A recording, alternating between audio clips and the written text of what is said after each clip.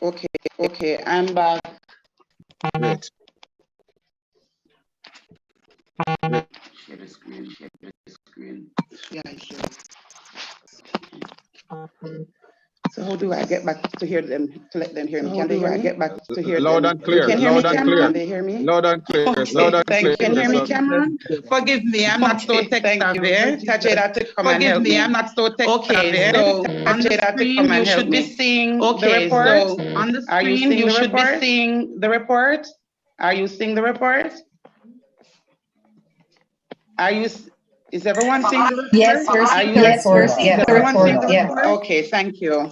All right. So let me go Thank again. you. Cornwall All right. College So let me PTA. go again. Cornwall College PTA. Treasurer's report, January 20, Treasurer's report, 2022. January 20, 2022. We had a beginning balance for NCB account as of September 2019, September 2019, $484,692.16. The income since then, we've had a reverse GCT from the bank of $412.50, and that made our total beginning balance of $485,104.66. The expenses we incurred since, we had PTA office repairs to the tune of $45,633. We also had graduation 2020 expenses, $22,500. Graduation performance, we gave award in 2020, that was to the tune of $20,000. And we had PTA Christmas appreciation token of $21,000. Stamp duty, which is bank charges of $1.80. That brings us to a total of $109. So our ending balance as of yesterday, 19th of January 2022, $375,069.86. That's for the NCB. And for in September 2019 of $520,203.05. And there was one additional cash deposit of $9,350 for our PTA meeting dues. This meeting was held February 2020. So you can see the Scotia balance and also the deposit of the $9,350. And unfortunately, I was not able to get a detailed statement for Scotia. Yeah, but that ends the report. Thank you for your attention. Thank you so very much, Treasurer. Mrs. Campbell. I'm really trying to go back to not sharing my screen. Forgive me. Stop sharing. I think that's it now. So just the way you got here, you get back out. You ask for some able assistance from the younger people. Yes, thank you. Mr. Chair, I just a quick question though. I'm not sure if I had gotten the balance on the account just now. Mrs. Campbell? Yes, the balance, I might go and share the wrong thing again.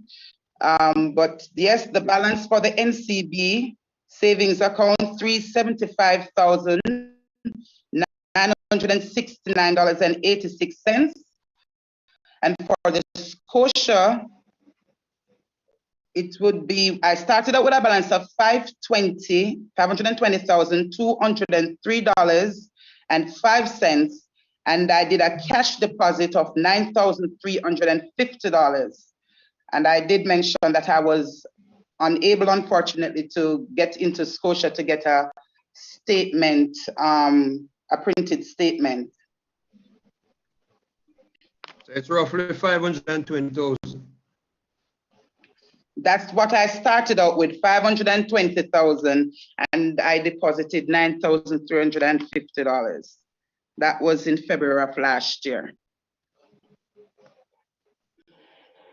As far as you know, there would not have been any withdrawal on that account? No, no withdrawal was done on that account. The only account withdrawal was done on was the NCB account. That's the only account that I do have checkbook for. All right. Okay. So it's safe to say that the balance is roughly around 529. 529, right? Unless there are some bank Give charges that would have been on it, right? All right. Thank you so very much. And since the treasurer is on the floor, we could use another minute or so, just to, while it's fresh. If you have any questions specifically for the treasurer, just a minute or two. Yes, Miss, is that Alvern Douglas? Yes, you have a question? Yes, sir. Good afternoon. Sure. Good afternoon to everyone. She mentioned one of the account, 109,000. Could ask her to clear back that. I didn't get that part clearly. I think it was something about the bank charges. I'm not sure. Okay. So it's total expenses. I'm so sorry, I stopped sharing my screen. That's all right, Paula. Just read from information. Okay. So it would be total expenses $109,134.80. That's the total expenses. So that would include the checks that were done and the stamp duty bank charges, which was just $1.80. Okay. Thank you. So I think that's how you heard stamp duties. Okay. Right? Thank you so very much. Okay. I understand. Thank you. All right. Thank you so very much. Using data. So forgive us if it sounds like we're trying to move as quickly. We're just trying to answer session. If you think it's that burning, I mean, we will accommodate it. All right. Is our president, Dr. Campbell, on as yet? I am here. Yeah. So over to you, Dr. Campbell, or hardworking president, with your president's address, sir. Thank you very much. I would just like to pay a special mention to the protocols being observed, principal in attendance, the president of the Old Boy Association, Mr. Boo, other members, and the peers to find the time to be here. We greatly appreciate that.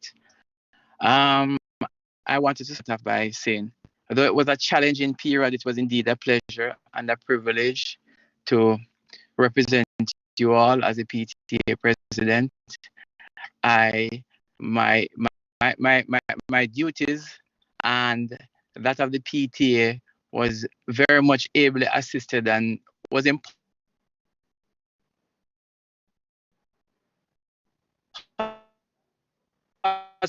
without, and in particular, I just want to make mention. Sorry, are you hearing me? Hello? You're breaking out, President. Sure. If you would just Turn shift off. your look a little bit. Turn off your video, Doc. Yeah, that would help. On your thing. One of the things that happened is that I constantly getting calls, and it interrupting the transmission.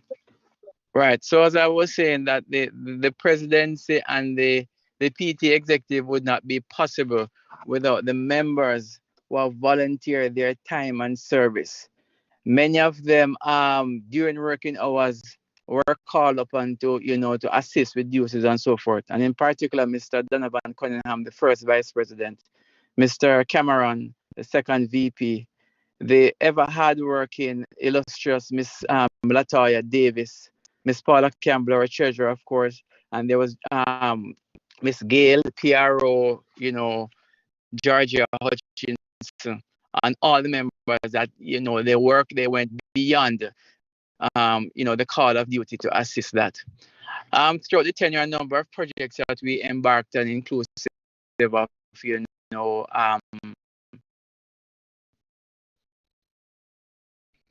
the assistant in terms of repair of the bathroom, which later on the school itself, administration had improved on that, but I think one of the greatest achievements that the executive has achieved over the period throughout the tenure was providing the means and the channel for the parents to communicate with each others, and that was the creation of the WhatsApp group.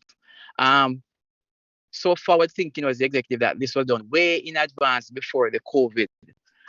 And so during the pandemic period, there was a medium in which, the communication channel could have been there. Started out rocky, there was issues, parents were having challenges with teachers have been challenges with parents. But what we noticed that has time, and it is hoped, that this continue and the new executive that come on board, will improve upon this. I, for one, have face a number of challenges, a number of pitfalls, which I would also like to share that with the next executive once they are there. Me, took it upon myself to be responsible for the groups, and it is no pain. I am feeling it left, right, and center, because on any day I'm having no less than 200 text messages coming from different ones. And sometimes, it has just consumed me now in terms of my personal aspect of things. But that to say, there are lessons learned from this, and moving forward, the rest of the executive can learn to do so. Mr. Principal, I am aware of the challenges that you have. I am aware of the change in dynamics of what is going on. I am aware of the serious challenge you had, presently have, and will be having, as the semester goes on, because as you mentioned earlier on, it's just a total difference in everything. It's different in terms of parents, teachers, interaction, students, the young men. Now there's a challenge your parents have with internet, cyberspace addiction, which is a main challenge. And I'm just going to urge you parents that you have to be there for them. Week or more, but you have to be there, because the cyberspace is what is taking our children from us. And we owe it on ourselves. Parents, I'm going to urge you, please be respectful in the groups. Be respectful to your peers, your fellow parents. Likewise, be respectful to the teachers. Allow time for the teachers to settle and be comfortable in the group. You will learn from there that there will be improvements going on. Once again, it's really hats off to the executive members, all of you. You know yourself, and I wanting new executive this form in whatever way I can assist. You guys can call upon me at any time, and I can render my assistance for that. But Cornwall College, no matter what they say, you see the institution is still there. Over a century, and Cornwall College, the name still stand, and we will all die. Cornwall College will remain, and don't let anyone say anything to you about that institution, because you see we constantly we are producing the scholars, we are producing the outstanding, the distinguished gentlemen of Jamaica, the distinguished gentlemen of the Caribbean. Continue to do that, and I just wish for a smooth, peaceful process, a transition into the next executive.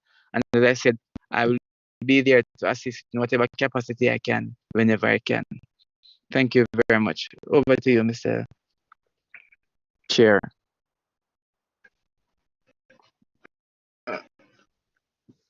Dr. Campbell, would I be correct if I hear, if I would say you sound a little bit emotional? You are, you know, I mean, we when understand that. you know, it is Cornwall College. I don't know if you guys know about my history. I graduated from medical school in 1999, and since then I've been at Cornwall.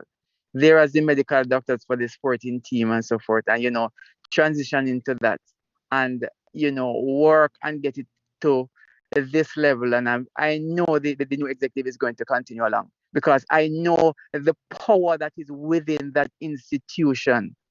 I know the power within that institution that Mr. Ellis leads, that, such greatness are abound, and the boys, you see when they settle down what it is that they can do. And there is no doubt about that. I mean, it's for me, it's a happy, sad moment. Sad that I'm leaving, happy in the sense that there have been challenges with my patients and the school activities, and I have had incidents where I have neglected my patients in that sense, but as I said, wherever I am, always Cornwall College will always be in my heart. The red and gold runs through my vein, so everything everything parents, you can reach out to me. Your son is, I will try. I guess now that I have the time, I may, try to have my little classes, that my little teaching sessions and so forth as much as I can. Impart, pass on knowledge as much as I can. So I'm here. I'm here in the background. I'll be here in the background until the Lord come for me. Thanks, and you made me getting a little bit emotional too, just thinking about your own contribution. And so, on behalf of all the parents of this great institution and teachers, and in particular the executive that you have led over these last couple of years, we just want to say a big thank you for the tremendous sacrifice. Some of it clearly personal. I mean, you have taken on the leadership just at the pre the onset of COVID. And as you have said earlier, you're a medical doctor. And so, work-wise, it became a lot more demanding for you, but you have been there. You have been there. Maybe not as much as you'd have liked, but you were there. You were strident, you tirelessly on behalf of Christ. And we are really, truly grateful for the contribution you have made.